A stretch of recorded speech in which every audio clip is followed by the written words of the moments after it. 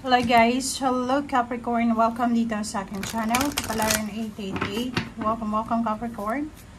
Tingnan natin kung anong messages, vibration, gabay energy para sa inyong lahat. Ito yung last full moon reading for the year 2024 para sa lahat ng Capricorn. Ang first message sa iyo ng barahan natin is set your sights higher, okay? Increase your standards and expect more for yourself. Don't settle. So, parang ang sinasabi sa'yo dito na huwag kang magmadali, huwag kang maging agresibo, huwag kang magsettle sa less, huwag kang magsettle sa bagay na hindi para sa'yo. Parang ganun. So, yung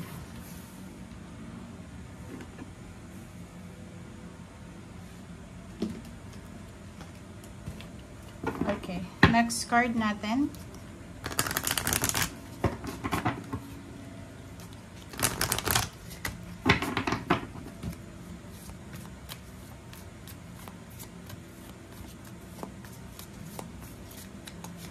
Okay, next card is wild decision. So, yun ang sinasabi sa'yo dito na huwag kang magmamadali. Huwag kang gumawa ng isang risky decision. Itong wild decision na to. Kasi posibleng pagsisisihan mo siya sa bandang huli. So, makinig ka dyan sa message na yan, Capricorn. Kasi yan yung last message ng full moon para sa 2024. So, sumunod ka sa sinasabi ng iyong intuition, but make sure na pag-isipan natin yung lahat ng decision making ng maraming beses. Kasi, yun na nga, is either regrets or sama ng loob, yung posibleng may dudulot ng sobra-sobrang pagdedesisyon ng hindi iniisip. Okay? 5 of Gabriel. Dito sinasabi isang challenge or maraming challenges ka na posibleng ma-resolve. So, kailangan mo nang i-separate yung sarili mo from the drama of others or from the drama of neighbors, family, friends, parang ganun. So, have patience with yourself and those around you. So, yan. Capricorn, sinasabi sir dito na kinakailangan mong magpasensya. Okay? If alam mo na hindi worth ng energy mo, huwag kang magsisettle. If alam mo na hindi worth ng money mo, ng time or effort, huwag kang magsisettle. Okay? Next card natin is 8 of Ariel. Okay? So, dito sinasabi na kailangan mo mag-practice, kailangan mo magpakadalubhasa sa isang bagay, Capricorn, kung talagang gusto mo siya. Okay? So, dito sinasabi na consider getting additional education or training kung halimbawa na may gusto kang ma-achieve, may gusto kang makuha. Okay? So, yun. Next card natin is isang committed relationship ang posibleng darating sa'yo. Kung single ka, this is your chance to start new relationship.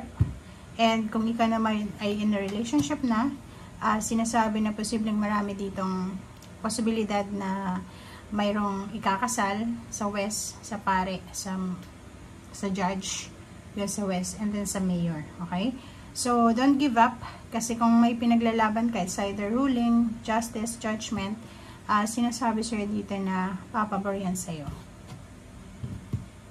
Next card natin is King of Gabriel. Dito sinasabi na kailangan mo mag-focus sa trabaho mo.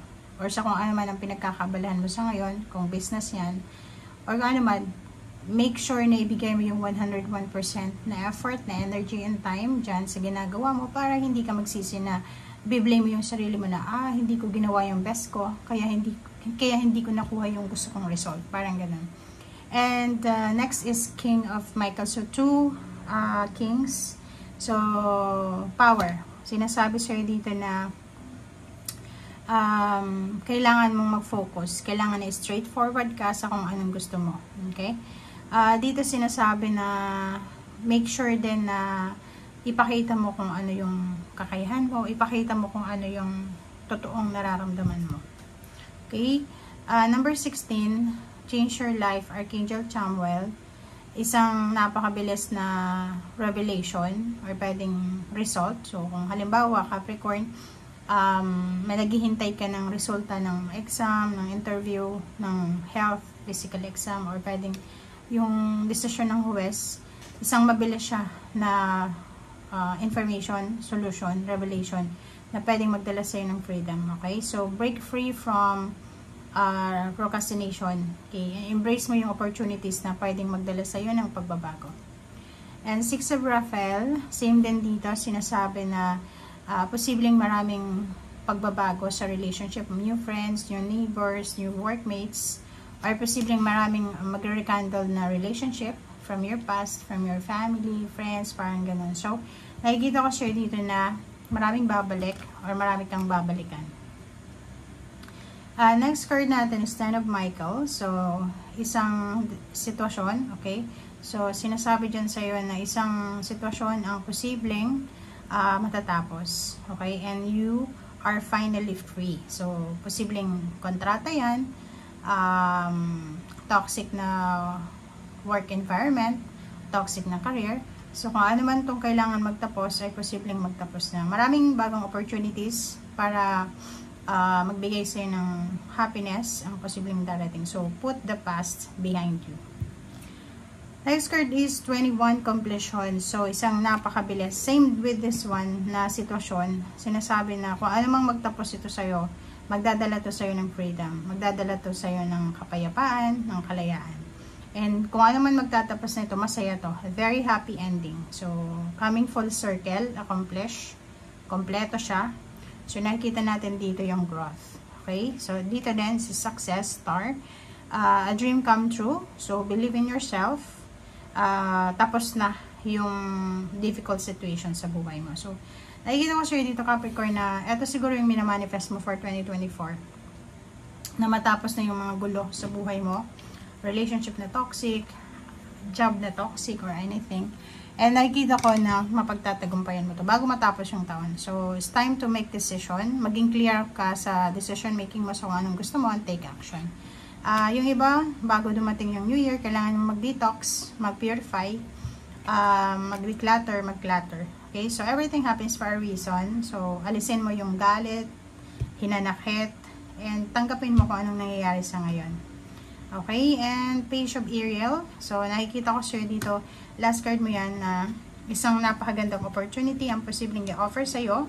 It's either scholarship, it's either work, it's either education, it's either career, business, investment. So, time to get to work na. So, nakikita ko sa'yo dito na for the last full moon ng 2024, binibigyan kanya ng endings. So, it's full moon, completion.